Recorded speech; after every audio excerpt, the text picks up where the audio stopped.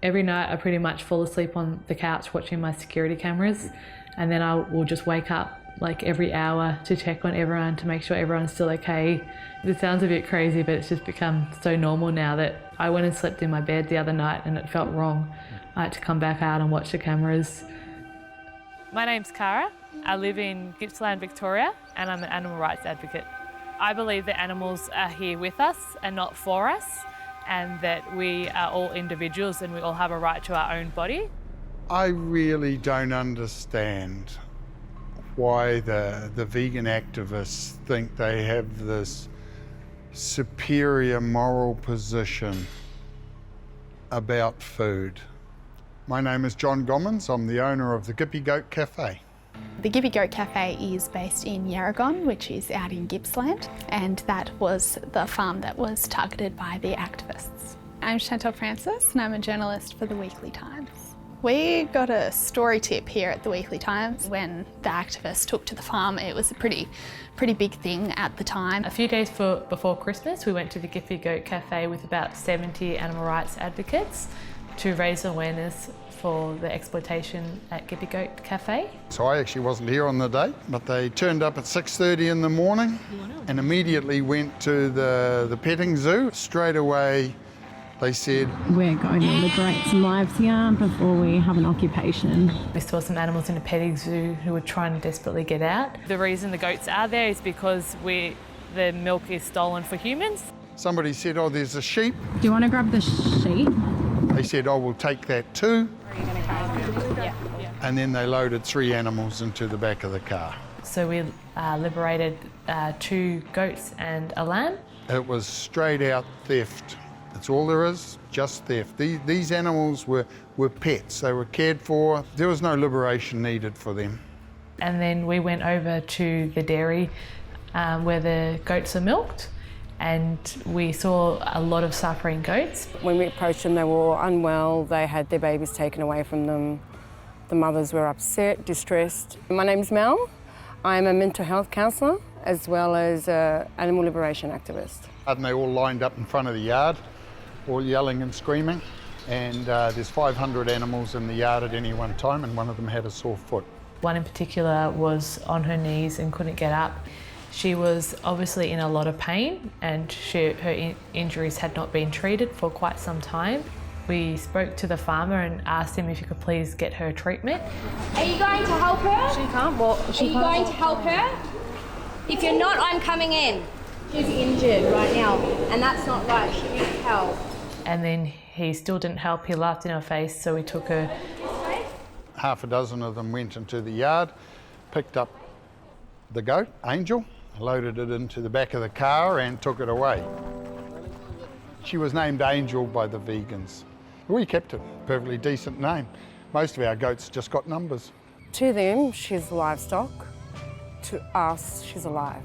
The claim was on this farm that we had 2,000 goats here and that we were ignoring the animal welfare and that there was one with a sore foot. It doesn't mean they weren't treated. Same way as if you go into town and you look at 2,000 people. Some of those are going to have a sore foot. It's exactly the same with livestock. They have misrepresented the whole thing, saying that the staff, including the vet, were laughing at them, and that just wasn't the case. Our 3 staff were monstered by 70 yelling, screaming people in black shirts. Can't you help her? She's injured. She's really in pain. I don't know what I can tell you. This is your son or daughter. Show some kindness and compassion, mate. We weren't trying to intimidate anyone, and we understand that for them it probably was overwhelming, but we did state that we are non-violent. The police were called straight away. Of course, they showed up very quickly, and all credit to them for that. What's going on, Cara? So we're here today just to draw attention to the exploitation of these animals in this facility.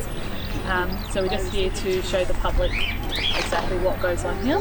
So we don't believe any animal should be imprisoned. The activists were informed that they were trespassing and asked to leave, and they simply said... So I understand what the law says, but I wouldn't want to be owned, and nor should any other life should be owned. I understand, we love animals too, yeah. But this is a private property. If you've been asked to leave, we have to do our job. So now we have taken those animals, we have liberated them, and now they'll be free. Their life will be their life. Speak to your people, because private property. Yep. and you're going to be asked to leave. Okay, thank you. So it all finished when we agreed with the police and the farmer that we'd just stay there for another hour to just finish documenting the animal's suffering. And then after the hour, like agreed, we all left.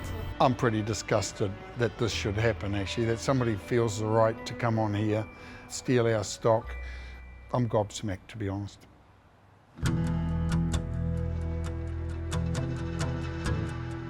So they took 3 goats and a lamb. When I spoke to activists at the time, they said they obviously didn't want to disclose where the animals were being taken because they wanted to, they said, protect them. This is Joe. He's not one of the goats from the Gippy Goat Cafe. All the goats from the Gippy Goat Cafe have gone to private locations. Police later found one of the goats and a lamb at Cara Garrett's property in Kuira.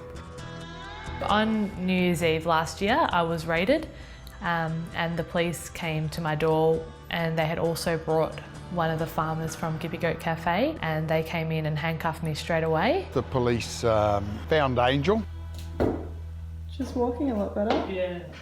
It was just so heartbreaking. She had finally found freedom and she was finally safe, and they put her straight back in the care of the farmer who was at the Gippy Goat Cafe who refused to help her on the day. Bella. But Angel was in good health. Her foot had healed. She was all good. She didn't have a fatal disease because this farm is CAE free. We noticed she had K. All a lie. We took her to get a blood test and it had been confirmed that she definitely had K. K is a disease that affects their joints and it's like an arthritic disease and it can be very painful for them. This farm is CAE free. Angel was tagged CAE free. She'd also been getting a lot of treatment and she was able to walk a lot better, and the police were quite shocked that it was her because of the way she did look, that she did look a lot better. And Angel and the lamb were returned and we kept them for evidence for the court case. But in early January, Angel was restolen. One night it's believed that she was taken again and no one's really sure where Angel is now. The re-theft. Wouldn't even know if it's still alive. I believe that Angel today is in a safe place.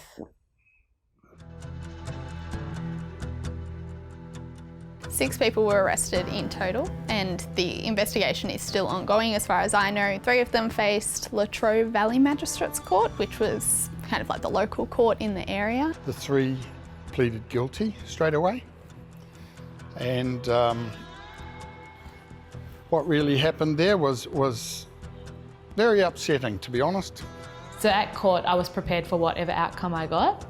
We maybe got an outcome that was quite lenient, but morally it was very fair. They stood up basically and stated their position that they were animal activists. They were concerned about, animal welfare and animal rights. And it feels as though we're the guilty party. Cara Garrett, she was charged with theft, but she was also charged with a few biosecurity related offences. The fines I had to pay was $250 for theft of 4 animals, and I had 3 other fines which I all got fined $1 each for. The 70 people that came here, at least 50 of them I would categorise as not much older than school children. They have now learnt that they can invade a property, steal stuff and pay $1 fine. I think it's disappointing, would be the nice way to put it. $1 fines were not received well, definitely in the farming community. The farmers were shocked. Yeah. We were a public business, so we had a public profile and we thought, bugger it, we're going to push back a little bit. And so we put up a couple of posts on Facebook, which is all we did. After the raid and after the police brought the farmer to my house, coincidentally, somehow my address was known to everyone and it was shared a lot on the Gippy Goat threads on Facebook. So they shared my parents' address, my current living address, they shared my full name, they shared my last name, they shared my car registrations. We actually tried to maintain anonymity on the Facebook site because we didn't want people to be personally targeted. It was all private. Yeah, I don't know how they would have found it out. Her name and her address and her location are court records and they're public documents. I don't know who Cara Garrett is. I've seen her picture. She's rung me once on the phone. I think she's just a liar and a thief. After that, there was constant cars stopping at the front of my house, and when I will go up to them to take their number plates, they will speed off, and the police couldn't do anything about it. She's had no abuse from me. We've done nothing but tell the truth. And if she's copping abuse, she needs to understand that not everybody agrees with their irrational position. They were no longer activism threats, they were no longer threats about the animals. She had death threats, threats based on her gender, of rape. This makes me want to punch you in the throat and choke you till you die. Only thing for you is a fucking bullet. If you're vegan, does that mean you still eat dick? Fuck, you're a dumb whore. We are coming down to protest. Sleep tight. I believe you were going to get a visit. So be ready, vegan cunt. You're a walking, talking corpse.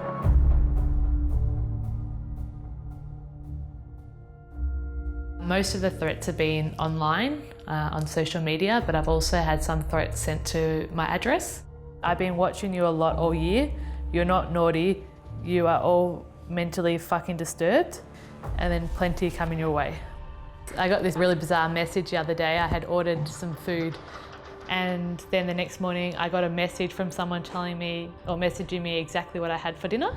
It just makes me feel like my privacy has been breached on every level pretty much now. I don't know who I can trust or anything anymore.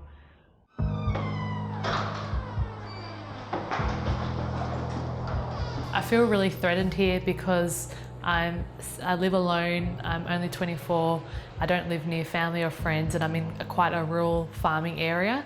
So it makes me really nervous to know that I don't have help close by, and the closest police station's like 20 minutes away. And all these trolls know that as well, which makes me even more uncomfortable about living here. Well, on the abuse, I'd like to talk about some of the abuse that the farm staff suffered. They deleted their Facebook pages. They were identifiable and they were getting abuse from the activists. I'm unaware of any of this abuse, and I would not encourage anyone to abuse anyone else. I would definitely say that's not on.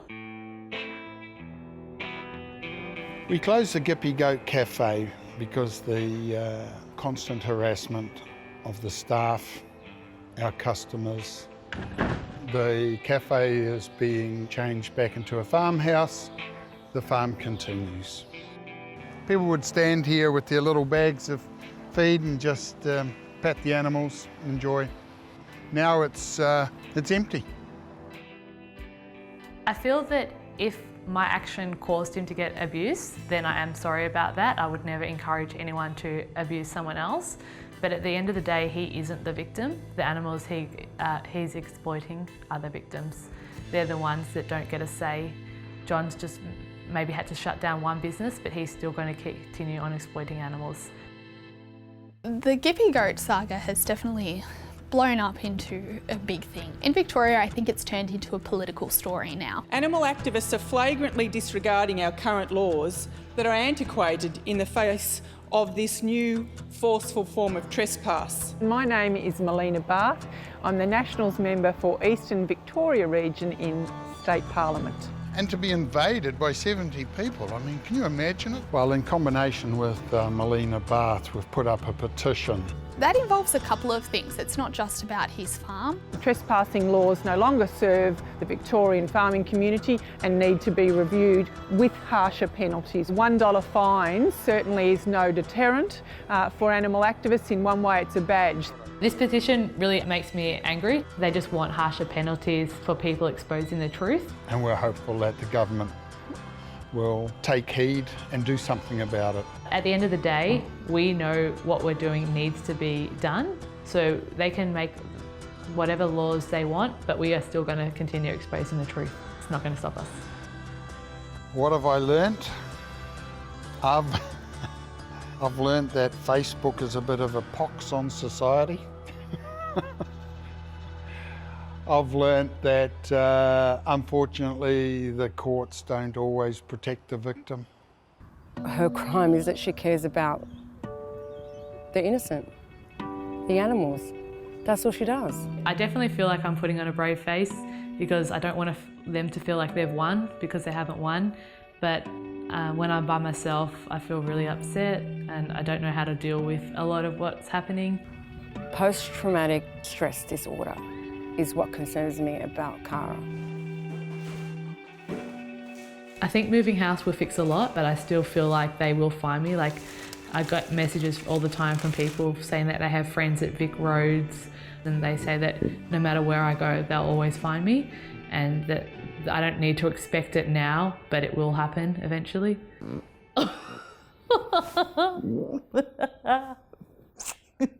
That's a big bit. Hey there, my name is Mark Fennell, and if you enjoyed that, and I'm hoping that you did, then make sure you like and subscribe to the Feeds YouTube channel, and definitely watch that thing that I have absolutely seen before. It's really good.